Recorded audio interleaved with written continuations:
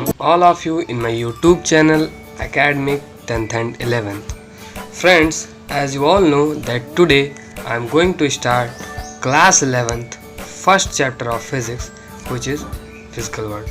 जी हाँ, आज हम क्लास 11th का फिजिक्स का पहला चैप्टर फिजिकल वर्ल्ड स्टार्ट करने जा रहे हैं. But before starting this chapter, इस चैप्टर को शुरू करने से पहले we have to clear one thing. हमें एक चीज़ साफ कर लेना होगा कि what is the need to learn this chapter.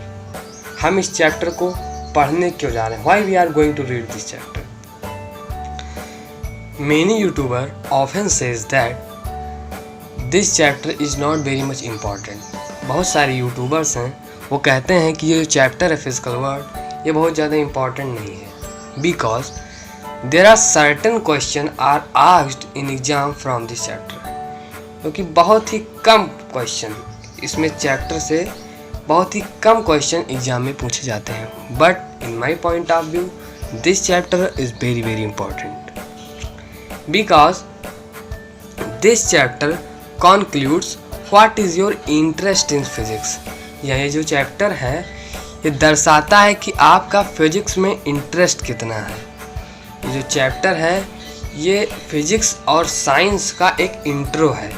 Means जो आप फिजिक्स पढ़ने जा रहे हैं उसमें आप क्या पढ़ेंगे और फिजिक्स क्या है. इसलिए ये चैप्टर मेरे हिसाब से बहुत ज़्यादा महत्वपूर्ण है. So let us start this chapter without wasting the time. तो चलिए पहले हम सिलेबस के बारे में बात कर लें कि इस चैप्टर का सिलेबस क्या है. Syllabus the first thing is syllabus is physics.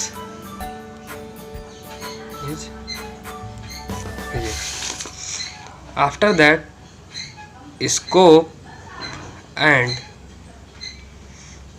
excitement.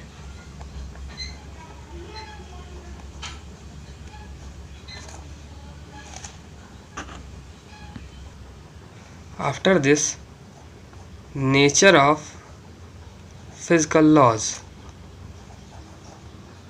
पहले हम सिलेबस डिस्कस कर लें, उसके बाद फिर हम एक एक टॉपिक को, जो मैं मेंशन कर रहा हूँ ये टॉपिक्स हैं, इन्हीं टॉपिक्स को हमें इन चैप्टर में पढ़ना है.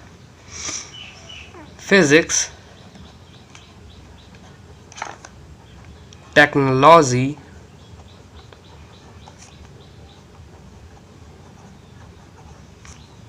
And society.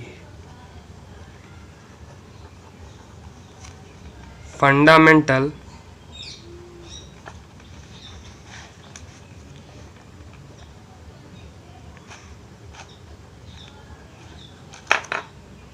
forces in nature.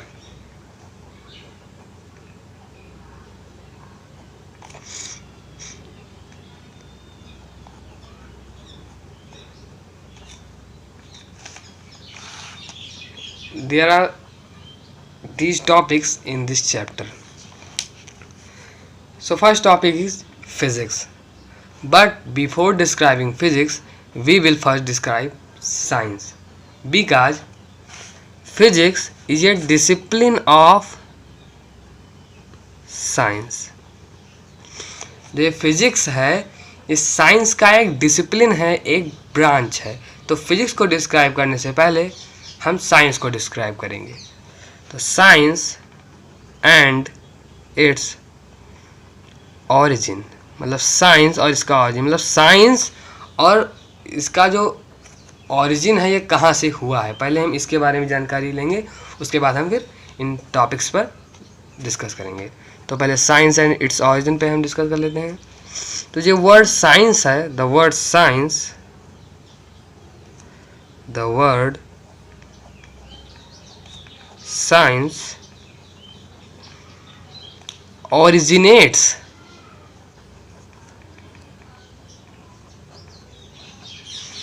from the Latin word. Latin word से ऑरिजिन हुआ है साइंटिया.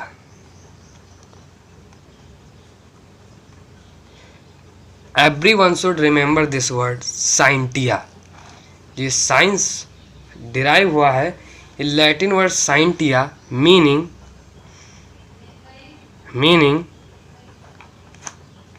टू नो, जानना, इंग्लिश में इसे टू, जिसका मतलब है साइंटिया, इसका मतलब है नो। सभी को जो ये वर्ड साइंटिया है ये याद रखना होगा कि जो साइंस वर्ड है वो कहाँ से डिराइव्ड हुआ है, तो वो साइंटिया, लैटिन वर्ड साइंटिया से डिराइव्ड हुआ है, meaning to know. In Hindi में इसका मतलब होता है इट इज ज्ञान।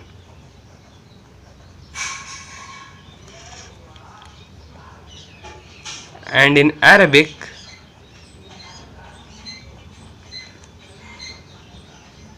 इट इज इल्म। आप हमारे साथ नोट्स तैयार करते चलिए ताकि आपको कोई दिक्कत ना हो, इसलिए मैं एक एक टॉपिक्स को ब्रीफली डिस्कस कर रहा हूँ। तो इन हिंदी इट इज़ मीन्स ज्ञान and in Arabic it's mean इल्म। आपको ये दोनों भी पता होना चाहिए। तो हमें पता चल गया कि जो साइंस है वो ऑरिजिनेट हुआ है Latin word scientia, meaning to know, meaning to know. In Hindi it's mean ज्ञान, मतलब हिंदी में इसका मतलब है ज्ञान, और अरबिक में इसका मतलब है इल्म।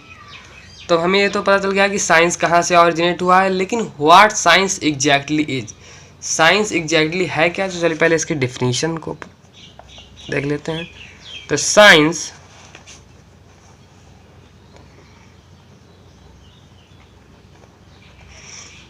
इज ए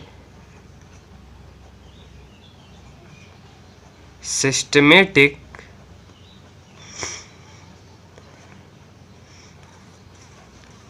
understanding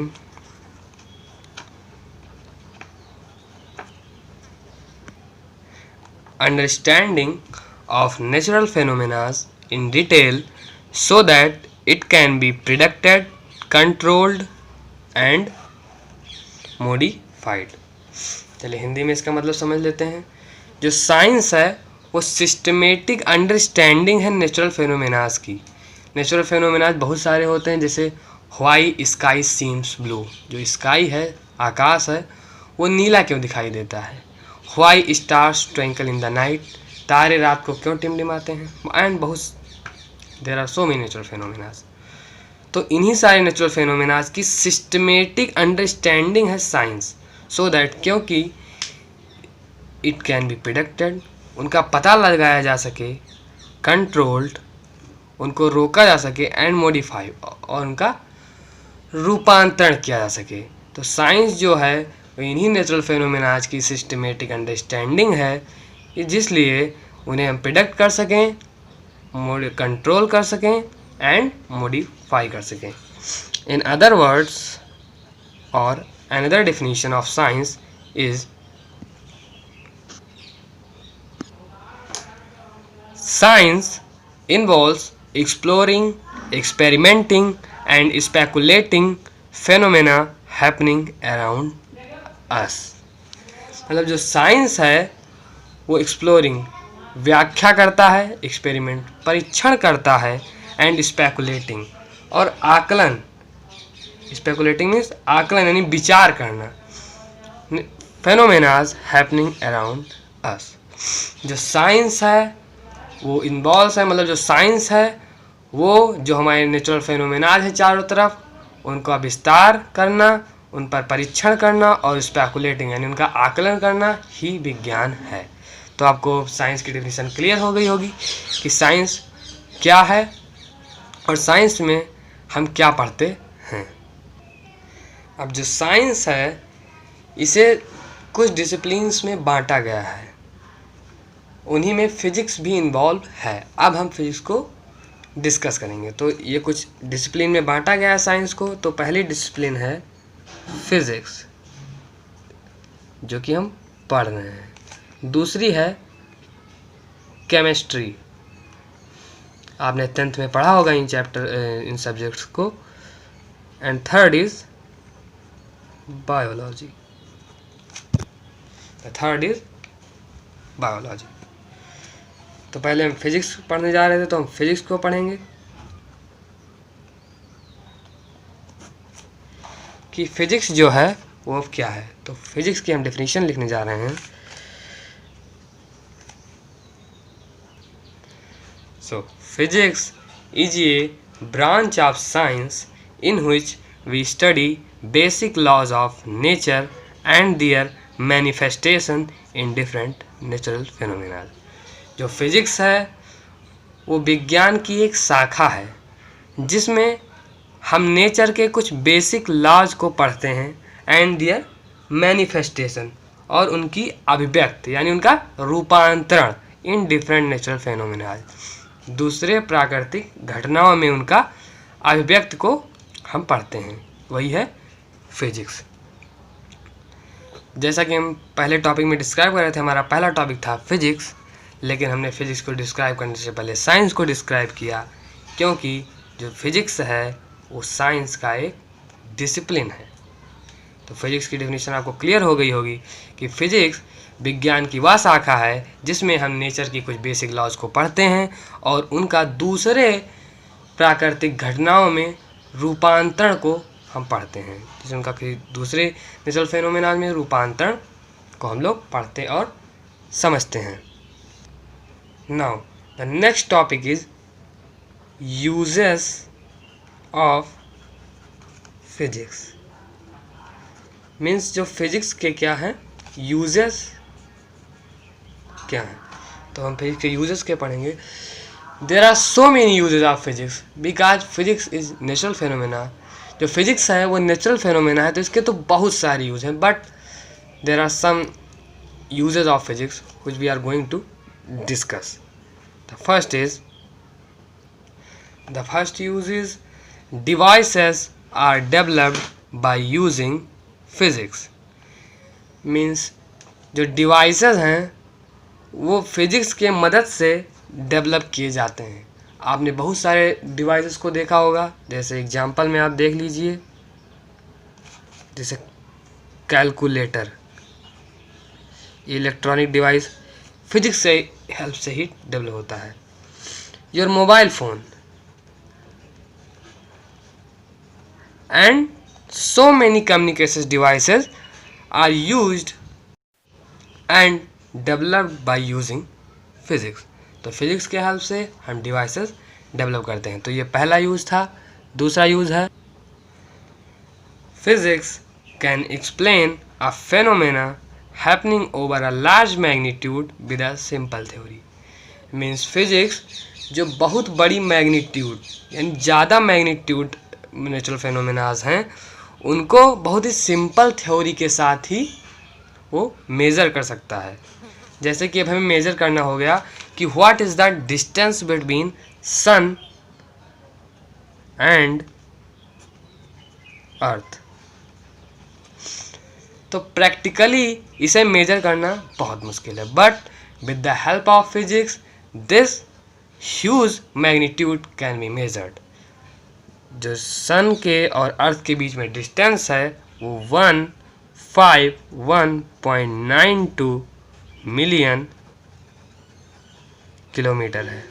तो ये जो डाटा हमारे सामने अवेलेबल है ये फिजिक्स के हेल्प के थ्रू ही हम इसे पा पाए हैं, वरना इसे पाना काफ़ी मुश्किल है।